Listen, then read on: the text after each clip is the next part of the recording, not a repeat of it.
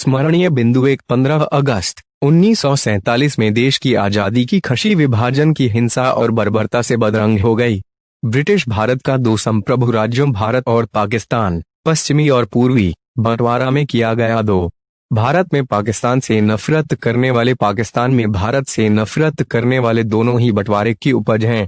लोग यह गलतफहमी में मान लेते हैं कि भारतीय मुसलमान की वफादारी पाकिस्तान है, उन्हें मुसलमान के साथ लगता है क्रूर होते हैं, गंदे होते हैं, हमलावरों के वंशज हैं। उसी प्रकार पाकिस्तानियों को लगता है मुसलमान निष्पक्ष, बहादुर, एकेश्वरवादी और मांसाहारी होते हैं, जबकि हिंदू काले, कायर, बहुईश्वरवादी, शाकाहारी होते हैं। 3 विभाजन ने ऐसी स्मृतियां, छवियां और पहचानें रच दी है कि वे आज भी सरहद के दोनों तरफ लोगों के इतिहास को तय करती चली आ रही है।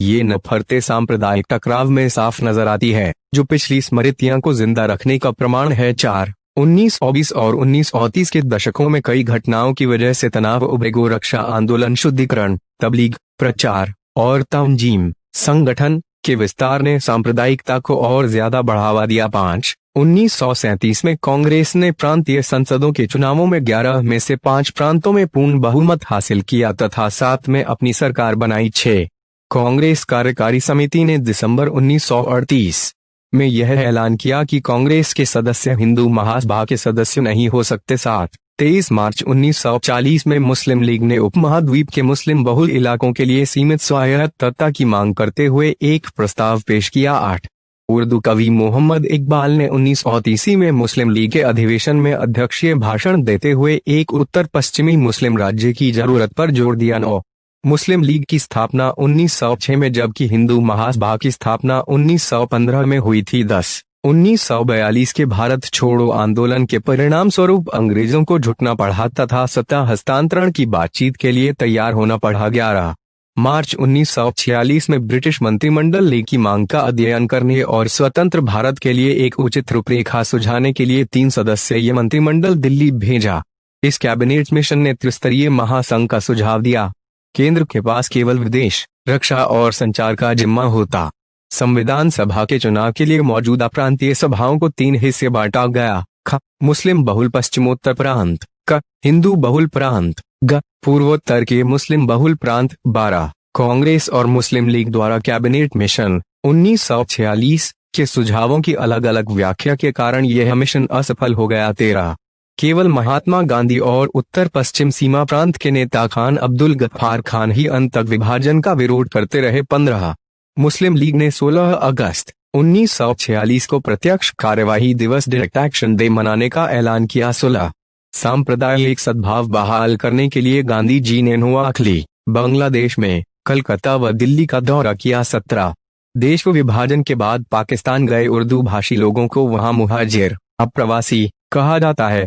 ये लोग सिंध के कराची, हैदराबाद इलाके में बसे। 18 बंगाली मुसलमानों, पूर्वी पाकिस्तानी ने जिन्ना के द्विराष्ट्र सिद्धांत को नकारते हुए 1971-72 में बांग्लादेश की स्थापना की। 19 विभाजन के अनुभवों में हमें विविधताएं और समानताएं दोनों देखने को मिलते हैं। विभाजन का सबसे खूनी खेल पंजाब में देखने को मिला, जहां सभी हिंदुओं और सिखों को भारत की तरफ तथा सभी पंजाबी भाषी मुसलमानों को पंजाब की तरफ आंक दिया गया। उत्तर प्रदेश, बिहार, मध्य प्रदेश, हैदराबाद में यह टीस कम थी, जहां लोगों ने पलायन भी किया और कुछ ने वही बसने का इरादा किया। बंगाल में यह पलायन लंबे समय तक चला क्योंकि यहां आबादी का बंटवारा साफ नहीं था। सभी क्षेत्रों में एक समानता देखी गई, वह थी औरतों और लड़कियों को यातना का मुख्य निशाना बनाना। 20 विभाजन के दौरान आम लोगों की कठिनाइयों और दर्द को समझने में मौखिक वृत्तांत, संस्मरण, पारिवारिक इतिहास, स्वलिखित ब्यौरे और डायरिया मददगार साबित होते हैं। 21 मौखिक स्रोतों से हमें अनुभवों और स्मृतियों को बारीकी से समझने का अवसर मिलता है, क्योंकि यह उनके लिए जीवन में अनापेक्षित बदलावों का वक्त था। 1946-50 के और उसके बाद जारी रहने वाले इन बदलावों से निपटने के लिए मनोवैज्ञानिक, भावनात्मक और सामाजिक समायोजन की जरूरत थी। 22 इतिहासकारों को मौखिक गवाही से बहुरंगी और सजीव वृत्तांत लिखने में मदद मिलती है। अति लघुतरीय प्रश्न, 2 अंकों वाले। प्रश्न 1 मुसलमानों के लिए पृथक निर्वाचिका की व्यवस्था पहली बार कब हुई? उत्तर 1909। प्रश्न 2 20वीं शताब्दी के प्रारंभिक दशकों में सांप्रदायिक अमिताएं कैसे पकी हुई?